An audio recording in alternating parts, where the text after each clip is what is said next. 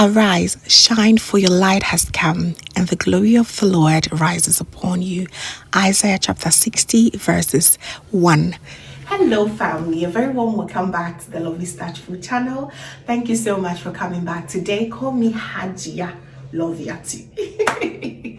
I am in my element today. We're going to be making Zongo stew or Hausa stew. It is absolutely delicious, though the process might be a very lengthy one, but I'm going to show you tips on how to make it a bit less stressful. So please stay tuned and let's make this happen right now. So for the choice of protein, I use some minced cow meat. I use the cow meat, cow skin, and cow stomach. And these are tomatoes, peppers. I'm going to list each and every ingredient used below in the description box. So please be sure to check that out. Okay, so let's go ahead and season our meat with some all-purpose seasoning, some beef seasoning, and my homemade shrimp tablet. I have shared that recipe on this channel. I'm going to link it here and below. It is so good. I also add a little bit of salt and add lots of water because of the cow skin here. It do needs lots of water. Do not forget to add some chopped onions as well. You're going to mix everything together and cover it and allow it to steam for about 35 to 45 minutes.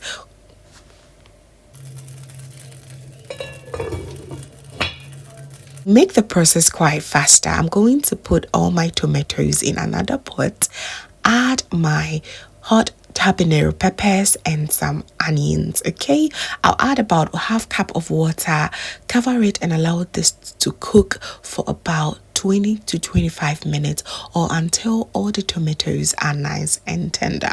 All right, it is absolutely important this stage. Okay, so after about 15 minutes of it steaming, I went to check on my meat. It was doing well. Just make sure you stir in between so that you do not burn the bottom of your pot. It is very important.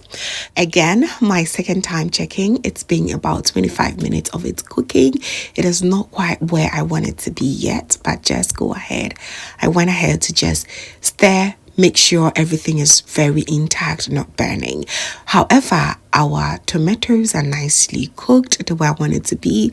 Very nice and succulent. So I'm going to transfer everything into my blender and give it a very nice and fine blend. Okay, you may also choose to allow this to cool down before you blend if your blender do not allow you to do so. Okay, so on the other hand, I'm going to blend all my natural spices.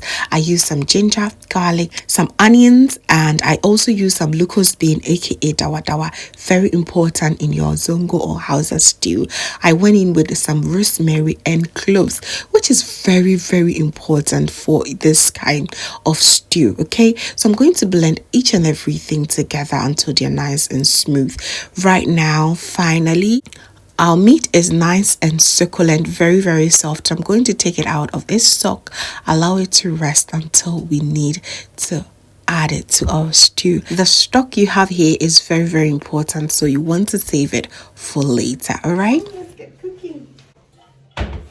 So finally, let's start with our base of the stew. In my pot, I'm going to add a good amount of oil.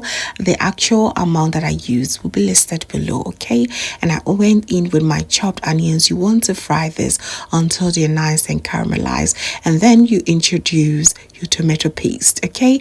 I used about 600 grams of tomato paste. I want it very nice and thick. Okay, so I'm going to stir everything until everything is nice and incorporated. I'll also go in with my stock just to easen up the texture a little bit. If you do not want to go in with your stock at this point, you may use just a little bit of water, which is fine, but I feel like the stock give it extra taste at this stage. Okay, I'm going to fry the tomato paste and the stock with the onions for about roughly 10 minutes before I introduce anything else.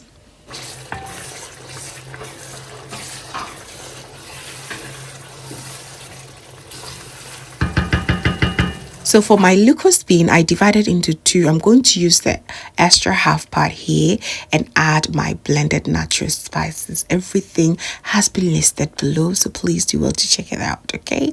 Mix everything together. Make sure everything is nicely incorporated. Oh, the aromas in here from the locust bean, from the ginger, from everything is so nice and beautiful. At this stage, you want to leave it for about 20 minutes for it to fry on its own. It does splatter, so you just want to go ahead and cover it, okay? Very, very important. This is after 20 minutes, and we are now going to add our tomato and pepper mix that we did earlier on. At this point, it is very important to lower your heat as it does splatter a lot. I do not want you to hurt yourself. Anytime you want to add anything to your stew, you will make sure that you lower your heat. Make sure it rests for about 5 minutes before you go ahead and add anything. I added some bay leaves and rosemary for extra flavor, and we're going to cover this. This is the hardest part for a lot of people. You want to fry the stew for about 4 to 5 hours. Though we've done about 45 minutes previously, so we have like 3.5 hours left. So somewhere in between, make sure to check on the stew, stir a little bit, make sure nothing gets stuck under the bottom. Here I'm going in with my curry powder, my all-purpose seasoning, and I'm going to stir once again, making sure everything is well incorporated. I'll then go ahead and cover it once again. I'll fry that again for an hour and come back and check on it. You can see that it has really gone down, and the oil has also settled on top. It's a good sign for all stews. Now I'm going to add our meat. This time around, I decided not to fry any of the meat, but you can go ahead and fry it before you add it here.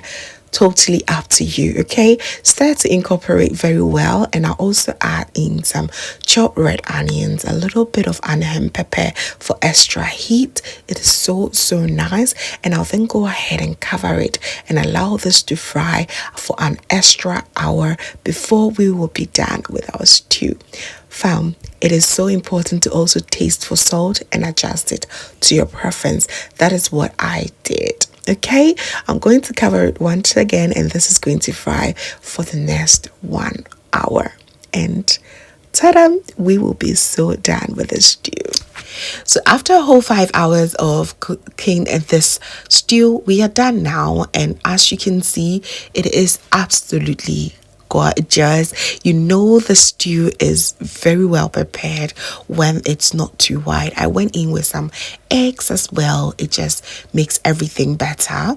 And we're good to go. We're good to serve this with some white rice. You can pair this with wache as well. One thing I love about this stew is you can even use it as your deer whole sauce, which is perfect because everything there inside. So but today we just went with the Zongo rice and stew. It is absolutely my favorite. We have a little bit of spaghetti, some salad, and it was the best of all the best. So there you have it, family. Thank you so much for watching right to the end.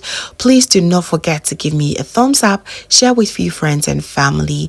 If this is your first time here, hello, my name is Lovia from Lovystouch.